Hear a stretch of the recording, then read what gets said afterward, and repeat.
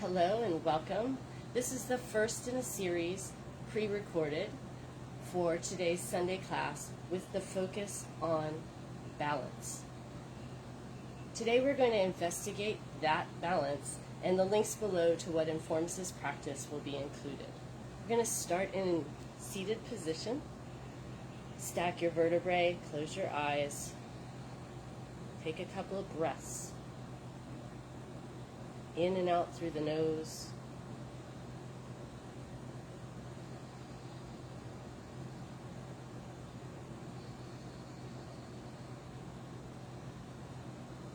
As you bring yourself into the present moment with the eyes closed and the breath soft, today we will be exploring breath within the context of earth and wind.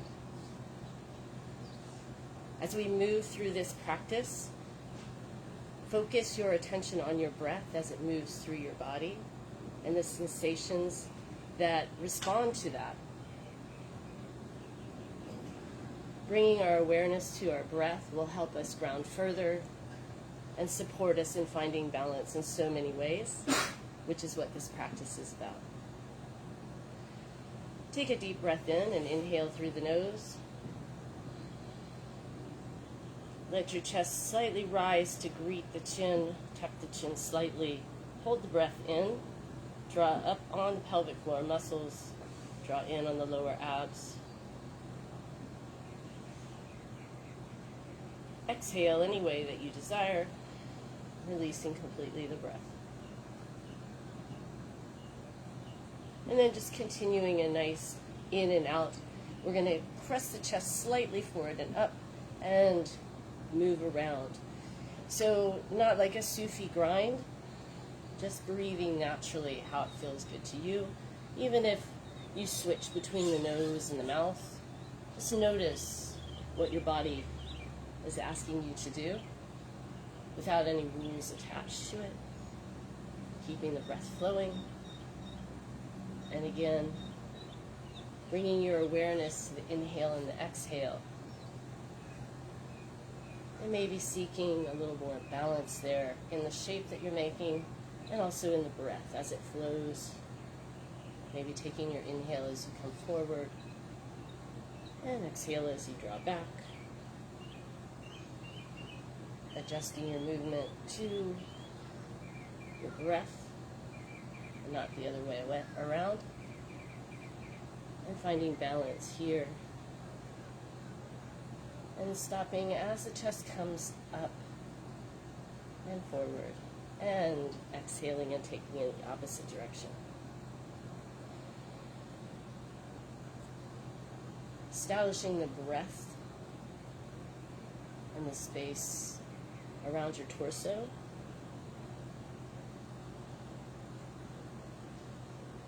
Now bringing that awareness from the top of the head down into the floor, and every place your body makes contact with the floor, and every place your hands touch.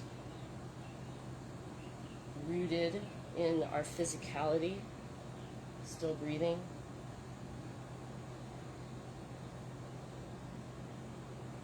And the space above us, the sky.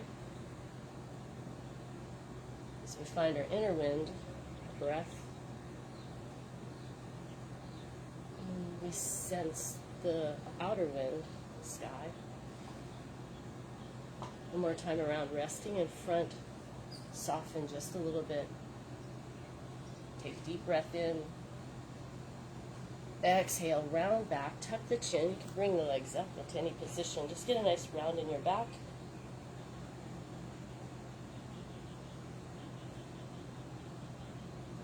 And then releasing again into a comfortable position.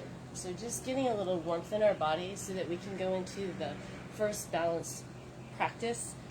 And this is a self-care practice. So often we teach in yoga alternate nostril breathing, and this is the basis of that. This is step one, and I will link where I got this from in the in the video description below or alongside, whichever platform it's on. And we're doing what is said you do as a basic to lead to alternate nostril breathing. So this is to bring balance and healing to the body. So we are going to start there. And whether we progress to the next step, it said you need a week of this. Whether we progress to the next step does not matter. I don't know if we will or not. But this is how balance comes to our body, is through our breath. It helps balance our mind. It helps balance our health. It helps balance everything. And yeah, so here we go. So you're going to use your right arm. It'll look the opposite of me, and you can use the opposite arm if you want. It is taught that you use the right arm in this one, but it's okay to use the other one, so you're not breaking any rules. So we're going to take our index finger, our second finger, and it's going to be near the nose, and then our middle finger is going to go right in our eye. Oh, I'm sorry, that's wrong. Our thumb is going to go by our nose, and our index finger and middle finger are going to go at the third eye, and our ring finger is going to control it. And in this tradition, the pinky doesn't do anything. So I like to make a beautiful mudra out of it, which this is a mudra. So mudras are advanced yoga. I don't know why, but this is a mudra, and you're going to touch the third eye just above your brow, and that brings an awareness to it. So it's kind of a cool thing. It's like a really cool mudra. But you can do it with your opposite hand. And then your right thumb should control the right side, so you could gently close that nostril so you could breathe through the left, and then your ring finger would close your left side of your nostril, and you just adjust if you're on the opposite hand. So the pinky doesn't do anything, but it can make it pretty, so I like that. It's also, because balance involves ligaments and tendons, and we're going to be on our hands and on our knees, and you might not be able to do that. We want to you might not be able to do it, first of all, because your knees, but if you pad up, you might not be able to do it because of your wrists. And if you don't have wrist flexibility, then you can't develop strength without the possibility of injuring yourself. So a mudra is a really great way to work the fingers and the wrists and the arms without weight bearing on them, and I'll give alternatives when we get to that balance practice. So we're going to begin with taking the index and second finger to the third eye. The ring finger is gonna plug your left nostril, and your right thumb is gonna plug your right nostril. And you're not going to plug anything at first. We're just going to breathe there with an awareness to the mudra. So you'll lightly close your eyes and sit in a posture that you can sustain. So if this is not a posture you can sustain, you could be in a chair. You could be on your back if you needed to. So this practice is applicable to everybody. So we're going to sit for 1 minute, and then we're only going to plug the right nostril and breathe through the left for a minute. And then we're going to come out of that and just let the mudra go for a minute. So it's about 3 minutes, give or take, and I have no timer, so I have no idea. But my maestro is here, so we can go by phrases. I have a musician today. That's a surprise, yay! A gift. All right. So, here we go. Just with the mudra, without plugging any nostril, close your eyes. You want the forearm as close to your chest as you can to sustain the strength of the posture and holding that.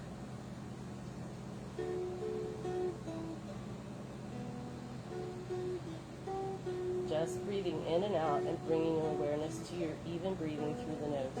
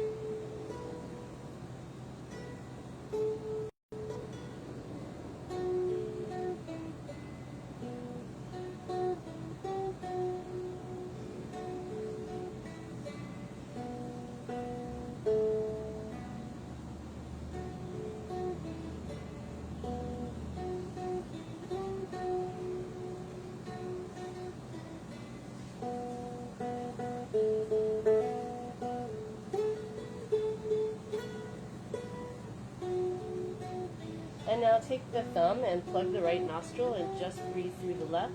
Remember, your ring finger is not plugging the left. You stay breathing, inhale and exhale through the left. And try to bring balance to that breath.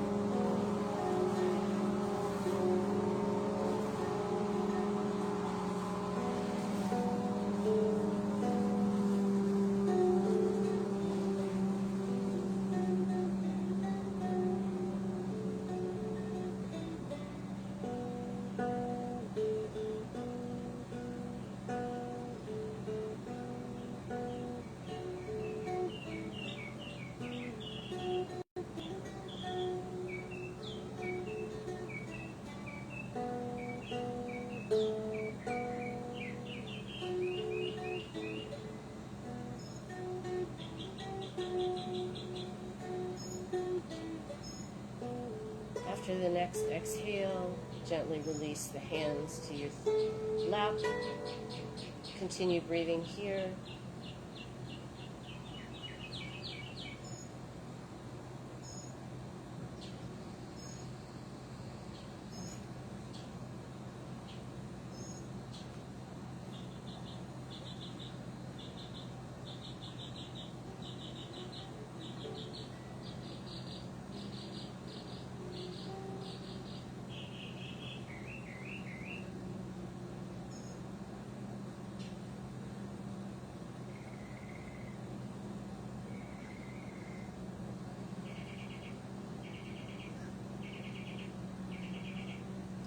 When you're ready, blink your eyes open. Take a nice deep breath in all the way up. Stretch the hands, interlace the fingers and press them up to the sky. Draw the shoulders down. If you need to bring the arms forward or bend the elbows a little bit, go ahead and do that. Lengthen your spine up towards the hands. And take a couple of deep breaths in here anyway. One of the ways that I bring balance to my body is when it doesn't feel quite ready to move, I'll take a deep breath in through the nose, extend into my position, and exhale through the mouth with an O shape. It can also be a cannon breath. You can make the O a little bigger. So take a deep breath in.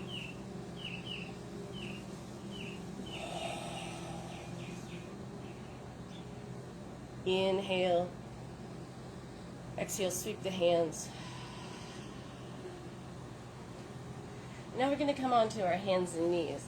So there are three basic postures that I have to work balance and to develop strength into the areas that help bring us into a traditional balance posture, which will be tree pose at the end of this practice.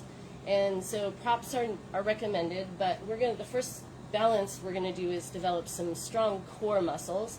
And we're going to be on our hands and knees. So if you are unable to sustain that, so I'm going to avoid push-ups, I'm going to avoid handstands for balance. I'm going to work on building those tendons and ligaments, strength and stability in the joints that are going to bear our weight in a balanced pose. So before you can even go into a one-arm balance or a push-up, you have to be able to sustain your weight on your wrists. And sometimes even being on the hands and knees is impossible if you have a flare-up, if you have trigger finger, something that you can't do wrist flexion. How are you going to do a front squat with heavy weight on your back if you don't have that flexibility or you're in pain? So pain is a powerful boundary. You should not hurt. The first time it's a lesson, it tells you to back up. So this can be done on your back. So this really is an all-purpose practice. So if I was on my hands and knees, it would look like this, and I'm going to pretend like I'm pushing on the floor with my shins. and my feet, which is going to require you to stabilize your lower back, because you can't get into that position without drawing your core in to flatten your back, which is probably what you need for, support right now if you have wrist issues too. So, usually if people can't bear weight on their wrists, they definitely can't bear it on the shoulder. So, and it's by sometimes some miracle that they're able to progress without injury in that. So imagine the floor is the air, the wind, and let the earth hold you so that you can work your flexibility. The rest of us are going to come up, if there's anybody left, onto the hands and knees, and we're going to work balance here. So it's the same thing. I'm building my wrist flexibility. I'm going to plug my shoulders in and expand across my collarbone, both in front and in back. I'm going to draw my lower abs in, feel my sex organs and Mula Bandha, draw that in just to feel where that is and feel that stability in my hips, finding a good balance here using earth as I extend into the sky, which I consider as wind. And I'm going to use my inner breath to guide me and look for areas I can build some strength or even soften a little bit and hold the balance without such rigidity. Sometimes that means I come up on my fingers because, again, balance requires stability, so I have to build some strength in those tendons and ligaments, and I have to work them in order to come up into, even to consider, a one-arm plank or a handstand. So I'm going to move around my joints a little bit without pain, finding my balance, not looking for extremes. Don't even know what my flexibility is today, so I'm just filling that out, and that has a lot to do with balance.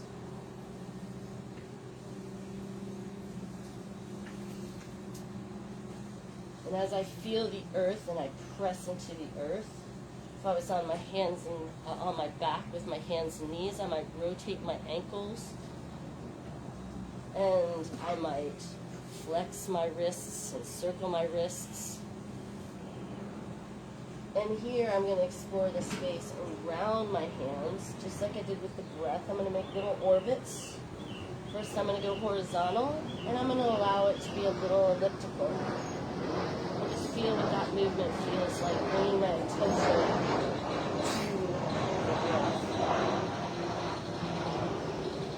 And I'm going to continue in that way. And if I'm on my back, I'm going to be rotating the hands, and I might take my hands to my knees and rotate around the space that is the floor. And in this position, you can't quite get everything that you need, but it doesn't matter because this is what your body needs to balance. And if you're in a place of pain or imbalance in your health, also known as disease, you really cannot do this enough to feel where balance is in your body.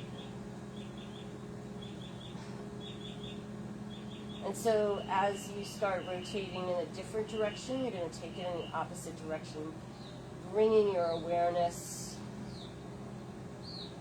to the breath.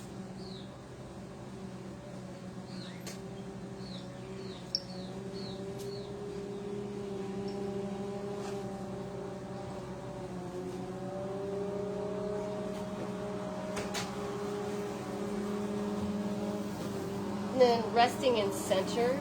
Again, if you're on your back, you might want to just rock side to side a few times and just stretch out the legs. And then we're going to come up into a seated position.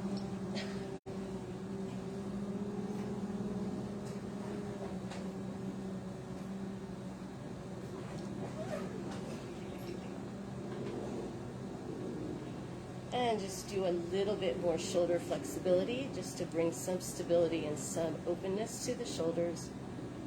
So coming into this seated position, we're going to take the left arm, which is the opposite of me, And the right arm, which is the opposite, you want the left arm to go under the right arm, wrapping around. And so if you're not able to do this, that's okay. So just come as close as you can without pain and see where you are right here. So the hands are right in front of my eyes. I'm going to lift my elbows almost to my nose. I'm not able to do that with my flexibility, but that's about where I want to go today. I'm going to broaden through my collarbone, suck in the core. So I'm going to draw in, knit in my rib cage. The left arm is under the right arm, so I'm knitting in my rib cage, but I'm looking to see if there's a place where that's not possible. And that's where I'm going to take my breath. I'm going to drop into my seated posture and feel the earth underneath me. And I'm going to go back to my breath, in and out, through the nose.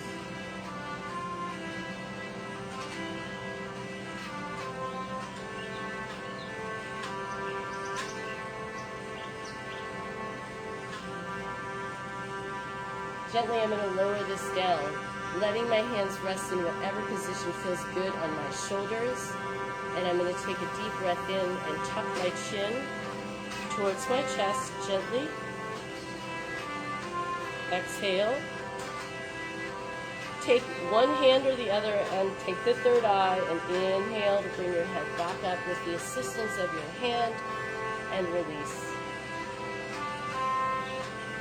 Take a moment to roll the shoulders back or move in any way that feels good to you. You may feel an opening, and sometimes that feels a little scary as you open your heart, especially if it's tight.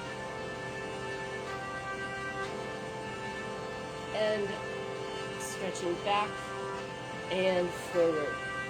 Hands lightly touching the shoulder, back and forward, and back and forward. Releasing completely down.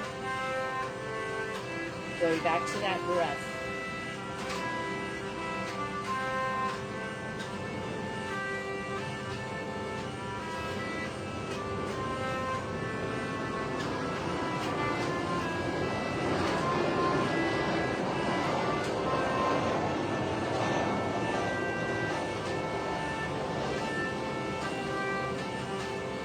The eyes open, and then we're going to come to a standing position.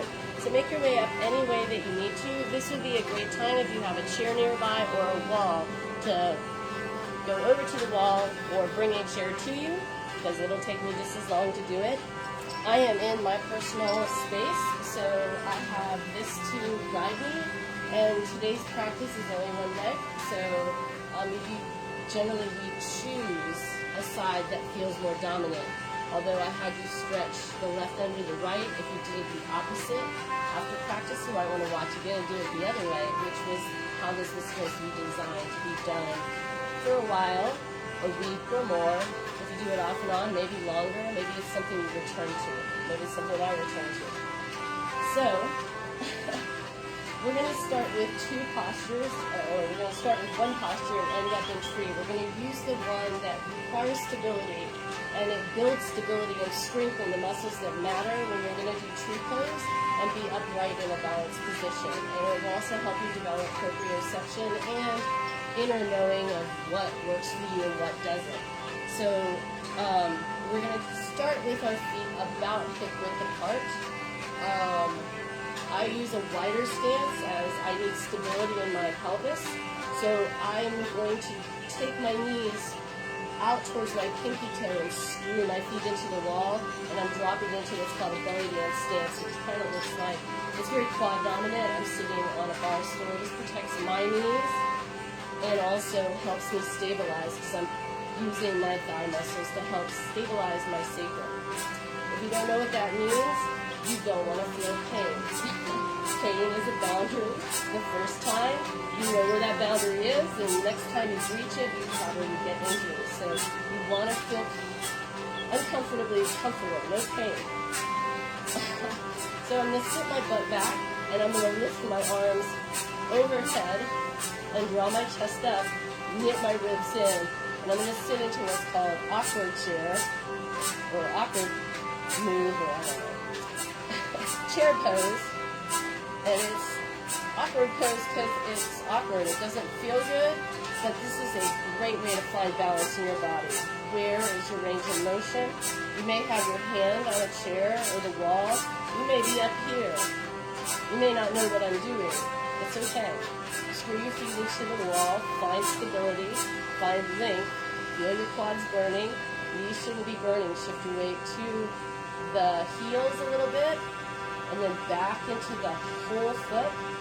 And inhale and come up. And place the hands on the hips. If you need to, take your feet wider and take some breaths in through the nose and out through the mouth. And out through the mouth any way that you feel comfortable.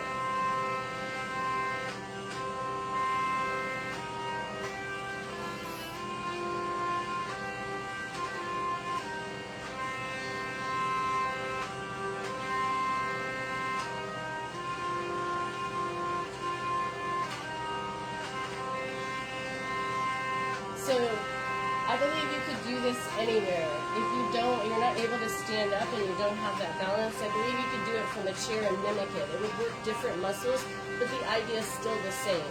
You'd be bearing weight. So I do believe that this can be, you can make the shape of the posture. The breath is what's so important here, learning where your body needs to go next. And that's part of balance. So the last posture is my favorite posture, and it's called tree. I couldn't be an earth mother without a tree. So this one is very personal to me, but we're only going to do it on one side, so you'll choose which side. And that's because as you find out when you're practicing, sometimes you just can't do a posture. You're not, is it not now, not yet, or not ever? I mean, you have to decide. So this one might be a not yet, so I'm going to try to guide you through my thinking when it comes to doing this posture. And again, sometimes I can't do it on one side, I can only do it on the other side. The benefit is in the breath and the presence of the posture, not the posture itself. So we want to focus on what works for us. So we're focusing on balance, so we're going to have to plug one leg into the floor. Again, I'm going to do the same thing. I'm going to feel like I'm corkscrewing my feet, like the roots are growing all the way down through every part of my foot. My hip is going to naturally want to go in because I'm planting my foot. So I'm going to try to engage the muscles to pull it back, which include pulling down on the rib cage muscles that pull you in. So you're going to knit yourself in, but you got to have length, so lift your chest so that you can get the breath down there. Feel really rooted there. We're going to take it onto the ball of our right foot. Left foot is planted. I'm going to sit my sacrum back like I did in chair pose. I might swing my arms up just to feel if I can do this. And then I'm going to bring a little straightening to my leg with that integrity. This might be enough. If this is where you are, this is where you stay. And a tree can have any kind of leaves, and they also flow. So the point is keeping that balance and stability even as your body, your tree, goes with the wind, right? So for me that's dance, but it's still balance. If you want to go further, you can bring the foot up, and I recommend just holding it up here and then lengthening the hips so you have that stability and that balance. Then you would fold that leg out, and I'm still not using my leg as a crutch. I think building this strength is important. And then of course you can use any assist that you need, a wall or your hand to get the foot in your idea of tree. And as you can see, this is a wobbly tree, but I'm going to use the inner strength of my inner thigh to push against the foot. I'm going to bring my focus to my horizon. And I'm going to feel that anchoredness in the earth as I lift into the sky.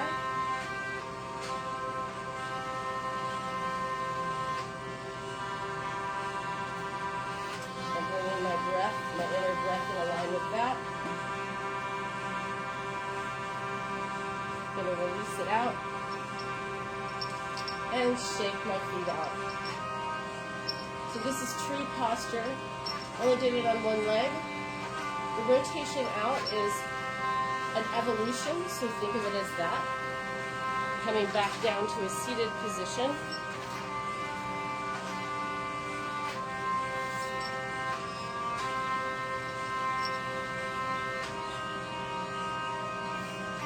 And so today we're going to end in a shavasana. But before we do that, we're going to return to the breath. So you're coming back into your seated position. And I'd like you to choose your seated position by the moment. So after a practice like that, maybe you have a flare-up, like, I have a bad foot. That was enough for my foot. I don't want to bend my knee now because my foot, I could feel it. And I wasn't even on that leg. So my point is that balance is your responsibility. You have to bring balance in ways that you can find it. And yoga is one way that I find balance. Dance is another way that I find balance. So I'm not bouncing between the extremes of earth and sky, and earth and earth, the sky and sky. So we're going to use that breath to end practice. We come into shavasana, and I'll say adios from there. Take a nice deep breath in, find a mudra that's comfortable for you, and then we're going to dwell in the breath.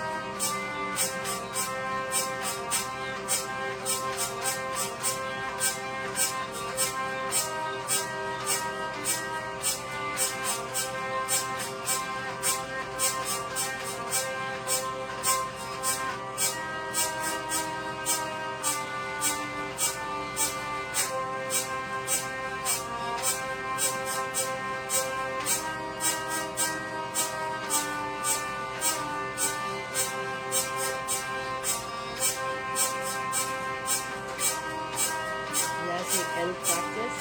You can take another position in shavasana to end practice. Thank you all very much for joining us today, and we'll see you next Sunday.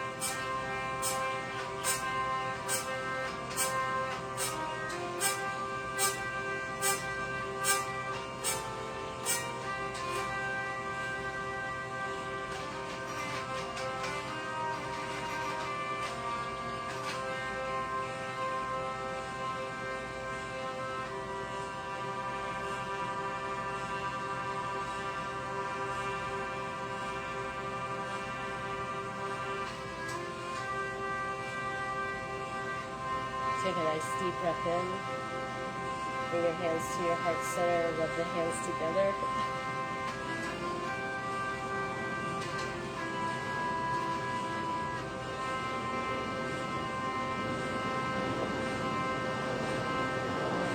Next week we'll explore more superlatives in our practice, moving beyond landscapes of earth and sky, into fire and water, which are also landscapes, but more in their polarities.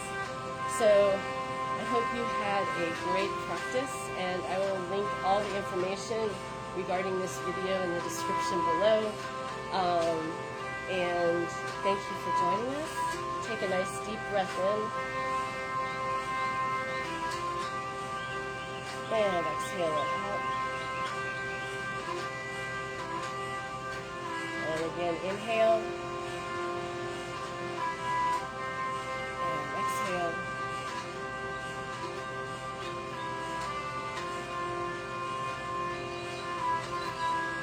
And bringing your hands up to the third eye. Just press gently, tilt the chin slightly, bring that length to the spine and awareness to your roots. Inhale and exhale. And for each and all of you, I wish you many blessings and Sat Nam. Namaste. Thank you to Mr. Man who joined me and brought the music.